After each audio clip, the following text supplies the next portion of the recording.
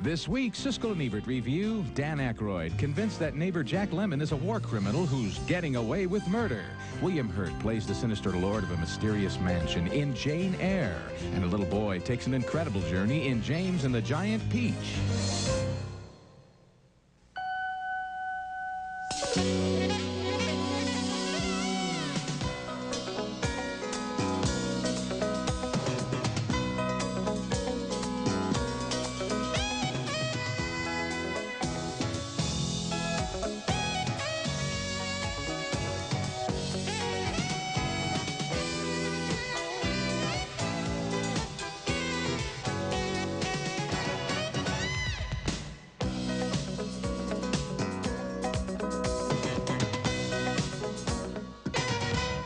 Good, yeah? And you? I don't like having sex. Dan Aykroyd and Lily Tomlin co-star with Jack Lemmon and Bonnie Hunt in the dark comedy Getting Away with Murder, one of 5 new movies we'll be reviewing this week on Siskel and Ebert, along with a children's film that may hold some of the same appeal as Babe, and also a new version of Jane Eyre and a raucous satire of Prozac by the comedy troupe Kids in the Hall. I'm Gene Siskel of the Chicago Tribune. And I'm Roger Ebert of the Chicago Sun-Times. Our first movie is Getting Away with Murder, and it's a very curious film indeed, a sort of black comedy that needlessly involves the Holocaust in its plot and therefore sets up all sorts of unnecessary questions of relevance and taste. As the movie opens, Dan Aykroyd plays a decent chap who discovers that he lives next door to an accused Nazi war criminal played by Jack Lemmon. It's charged that the Lemmon character was the Beast of Birkenau, a sadistic concentration camp commandant responsible for taking thousands of lives. Aykroyd is horrified. That's the Mulberry Man. Yeah. Oh, well, isn't it nice? When it appears that the old man might not have to pay for his crimes, Aykroyd feels he has to take matters into his own hands. Then he finds out that the old man was not guilty after all. I'm not going to go to jail for killing the wrong man. I'd go down as one of the biggest idiots in history. My name would be a punchline. Besides, what good can I do in jail? Although that's not the answer. To punish himself, Aykroyd decides to break up with the woman he loves, played by Bonnie Hunt. To further make amends, he marries the old man's daughter, played by Lily Tomlin. I like the way you phrase things, Jack. I think you are hilarious. Really, I don't ever remember you laughing at any of my remarks. Oh, often later, when I'm alone, I will chuckle out loud over something you have said. Well, why not just chuckle when I say it? I am guarded with people, Jack. But when I'm by myself, I am very outgoing. Now, what bothered me all through this movie and distracted me even during the good scenes, and there are some, was the thought that this whole comedy is based on a character who may or may not be a mass murderer. The way it is, the good things in the film, including some of the dark humor and also the charm of the relationship between Aykroyd and Bonnie Hunt, is lost because of the great weight of the Holocaust bearing down on what is essentially intended as a harmless little comedy. Nazis can be funny in the movies, but genocide, I don't think so. Thumbs down from me on Getting Away with Murder. Yeah, my heart sank as this film opened up with this premise. I sat there and I thought, are they really going to try and pull this off? I then thought of people who would have a vested interest in this, saying this is being made as a subject of laughter, even brittle laughter, and even with an attempt to deal with some of the issues that the way the screenplay does by saying, you know, how can you... The screenplay is aware of the issues it raises, but it's not aware that it didn't need to raise those issues. You could have made this guy... anything. We're taking it into another world. A mad poisoner from Italy, or all he has to be is a real bad guy. Yeah. And then the comedy would maybe be liberated to work a little more freely. And I think that by putting this idea out in a quasi-humorous fashion, it is tasteless. It doesn't work. Next movie, and our next film is a terrific children's film, the best since Babe, a stop-motion animated tale called James and the Giant Peach about a little boy who goes to America from England, flying on an airborne giant peach and making friends with the creatures that live inside. Marvelous things will happen. Poor glowworm. She's a little deaf. I, however, have exquisite hearing. Yeah? Well, listen to this. Let's get out of here! Everything about this fantasy by Roald Dahl is fantastic, and the writing is smart enough to appeal to adults. You better not be near our Pete! Oh, please, don't let them spray us. Spray us? They'll say the yank up there and come after us with a shovel. It happened to my brother. How awful. Split him right down the middle. Now I have two half-brothers. The intricate work in creating James and the Giant Peach has to be seen to be appreciated. Just look at the wealth of detail in this scene. What if we don't make it to New York? I'll die if I have to go back to the way I was. They can't make me. Nobody can make you do anything, James. If you do not let them. You are a brave boy. James and the Giant Peach is so good that I hope it's a hit, so that its filmmakers, producer Tim Burton and director Henry Selick, who made the wonderful The Nightmare Before Christmas in 1993, will continue to make more animated films. I also hope that parents who complain about the lack of good movies for children don't let James and the Giant Peach get away. It's great. It is great, and you know what's interesting is that Disney, which is the pioneer of kind of standard animation, is trying two other kinds of animation. Toy Story was all done in computers. Yeah.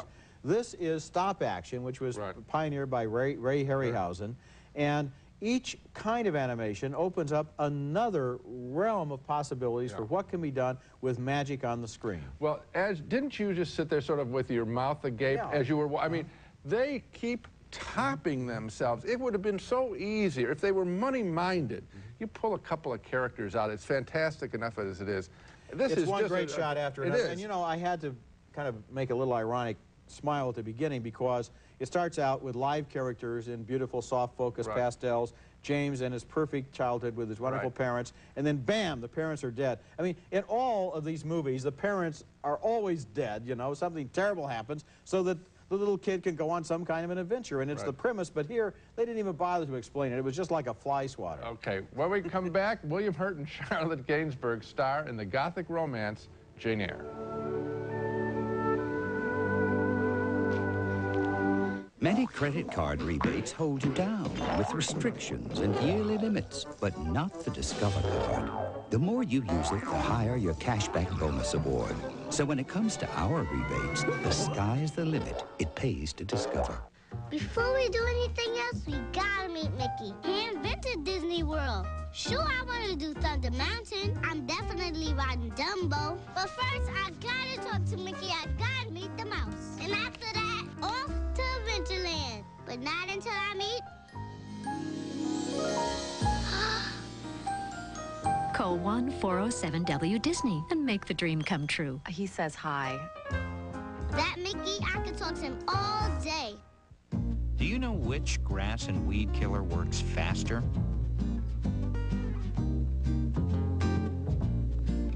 The weeds do. Weeds can't hide from Spectre's hide. I'm not deceitful, and I'm not a liar. For if I were, I should say that I love you. I do not love you. Young Anna Paquin, who won an Oscar for her supporting role in The Piano, was featured there as young Jane Eyre, the heroine of Charlotte Bronte's 1847 Gothic romance, which more or less single-handedly inspired the entire romance novel genre and has been filmed 3 times previously. In the story, Jane Eyre is an orphan raised by an aunt who hates her and then farmed out to a cruel boarding school. Eventually, however, she grows up and gets a job as a governess in the darkly mysterious country house of the enigmatic Mr. Rochester. Here, Charlotte Gainsbourg plays the adult Jane Eyre, and William Hurt is Rochester. I once had a heart full of tender feelings. But fortune has knocked me about. Now I'm hard and tough as an India rubber ball. Does he hate Jane Eyre or choose to ignore her, or is he attracted to her? The whole appeal of the story is based on the fact that Jane never really knows. You examine me, Miss Eyre. Do you think me handsome? No, sir. Joan Plowright plays the housekeeper who has some words of caution for lovelorn Jane. He is a proud man. All the Rochesters were proud. And gentlemen in his station are not accustomed to marrying their governesses. But there's mystery afoot. Desperate screams are sometimes heard from behind a locked door, and one night Mr. Rochester is almost burned alive before Jane saves him. Although they grow closer after his rescue, Jane has trouble believing that Rochester can ever return her love. Don't struggle so you're like a wild bird clawing at its cage. I'm no caged bird. I'm a free human being. Independent, with a will of my own. Then stay. Stay and marry me. How dare you make fun of me? I mean what I say. Stay at Thornfield. Be my wife. And what of Miss Ingram? Miss Ingram, I don't love Miss Ingram, nor does she love me.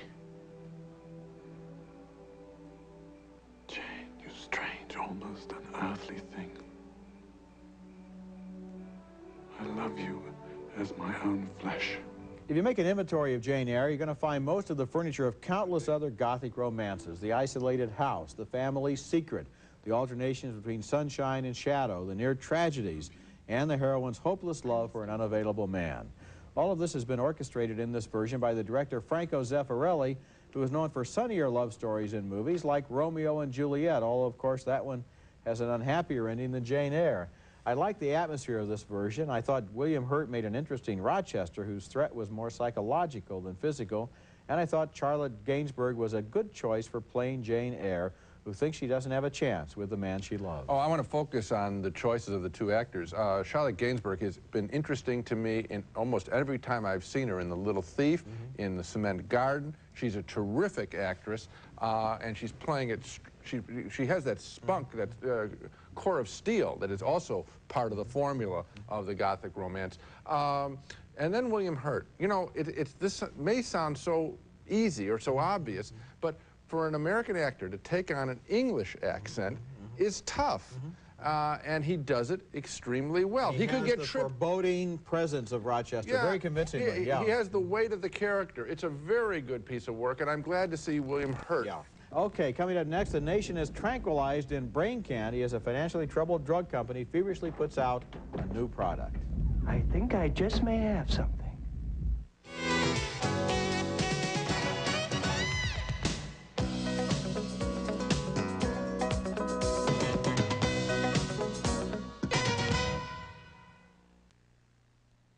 It's not that it isn't ready, sir.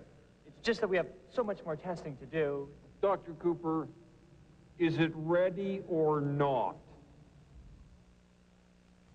The boss of a powerful drug company has just issued orders for a new tranquilizer to be rushed into production with hilarious results in Brain Candy, an audacious, clever, very funny new satire from the comedy troupe known as Kids in the Hall.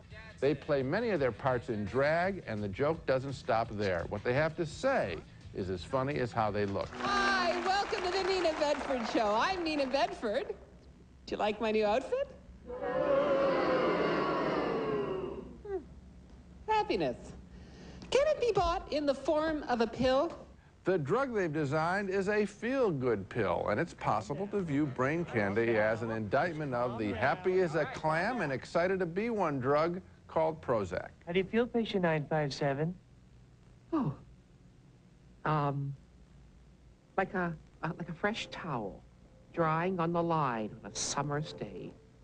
Oh, I feel like a little worm peeking its head out of the ground after a rainstorm and seeing no robin. The Brain Candy players are also funny just conversing as they put down the artifice of adult behavior in the corporate business world. I thought of the name for the drug. Gleeman X. Slogan? Gleeman X makes it feel like it's 72 degrees in your head. All the time.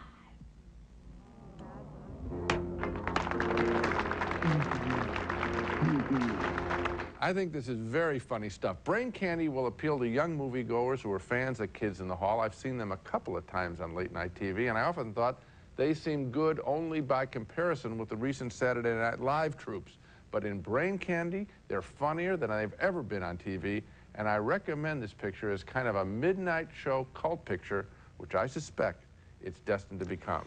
Boy, are we apart on this one. I did not laugh once. I thought this movie was awful, no, Roger. dreadful, terrible, stupid, idiotic, unfunny, labored, forced, painful. Roger, this bad. What happened to your sense of humor? I got my sense of humor. That was what my sense of humor was, starving for a laugh as I looked at Roger, this movie. First of all, the drag stuff was funny. So what? So what if it's funny? Why is it funny? Why is it funny that they're in drag? It's not funny that they're in drag. I've knocked pictures where people have been in drag when they're not funny. I'm saying, obviously, they're in drag and they're not funny. You didn't get the stuff about the drug and... Oh, I caught on. What happened, Roger? We're different universes here. We can't talk about it. Can't talk about it. It's not funny. I didn't laugh once. We get paid to talk about it, Roger. Okay. Let's talk about it. Tell me one funny moment in the movie. There are dozens of funny moments. Every time I choose one. Every single time, I laughed throughout the picture. Okay.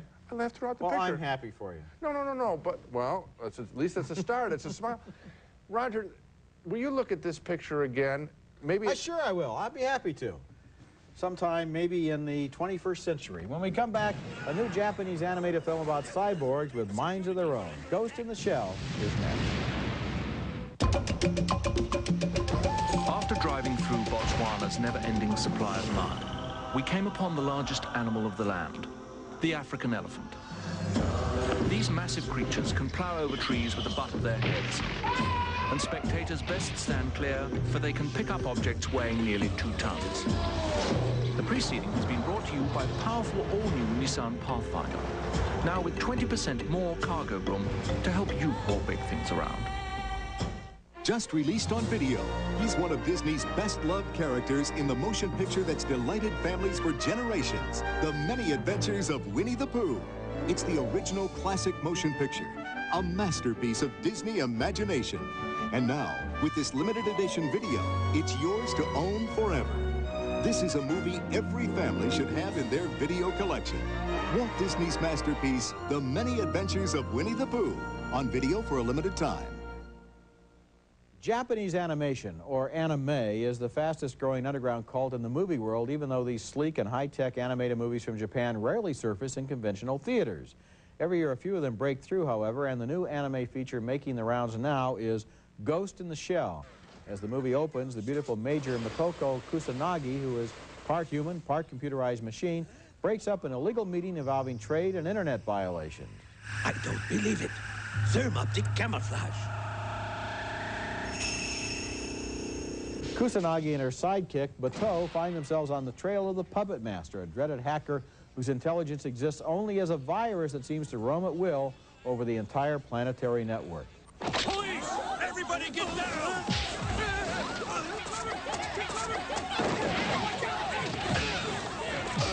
Both sides in this struggle can become invisible, as in this fight scene between the Major and her quarry. Aw, out of ammo? Huh?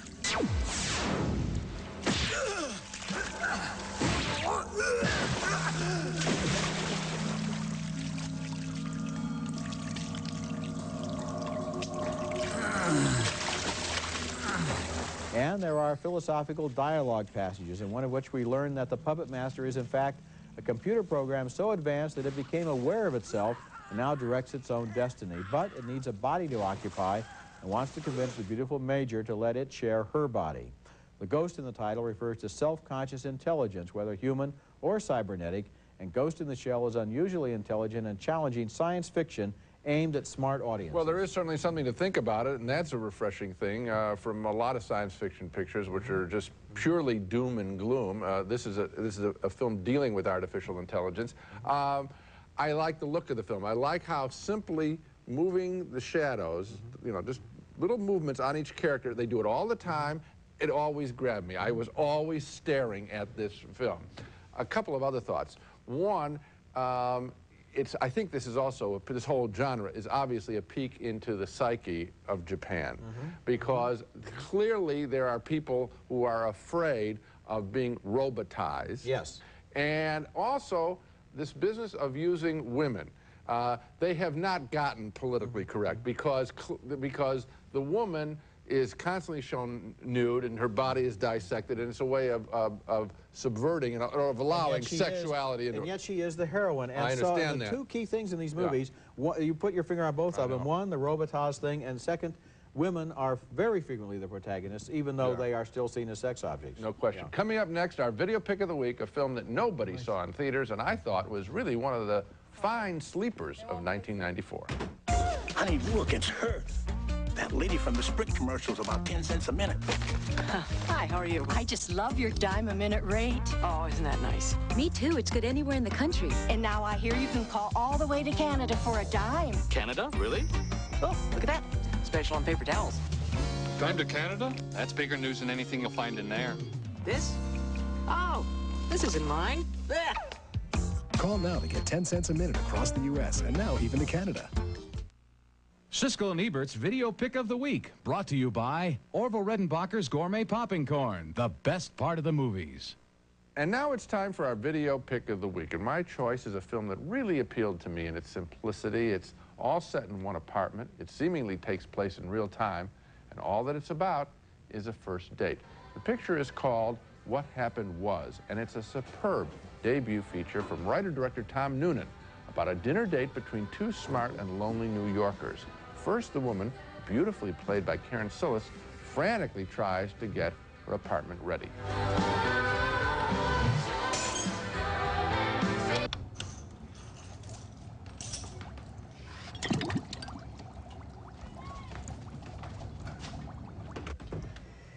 You're early. A real tension develops between the two as the evening progresses. They drink and talk and dine and drink and talk and flirt with a relationship.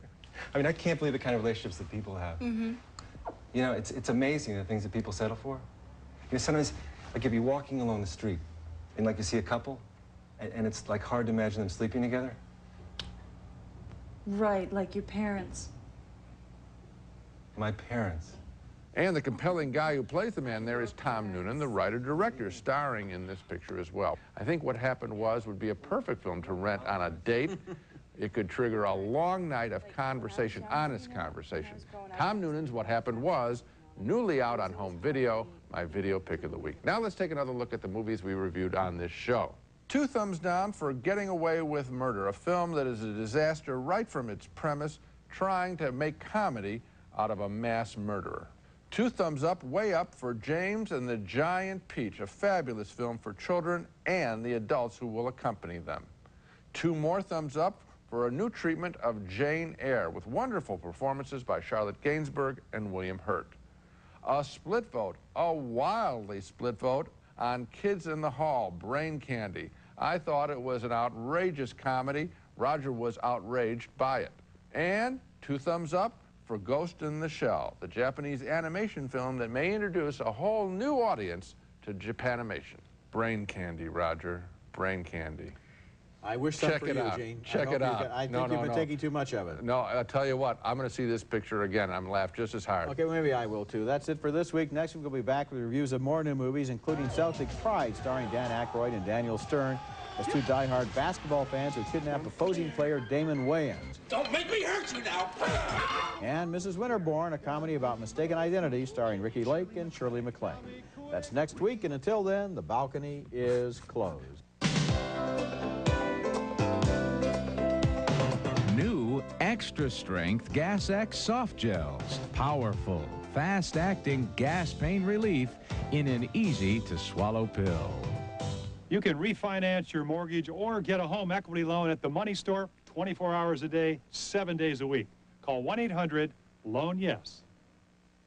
I'm mad at Nitol. People who worried about sleep aids used to count me. Now they feel safe with Nitol to help them sleep. Nitol will help you get your Z's. You have a 30-year mortgage. So shouldn't you have a 30-year faucet? Moen. Buy it for looks. Buy it for life.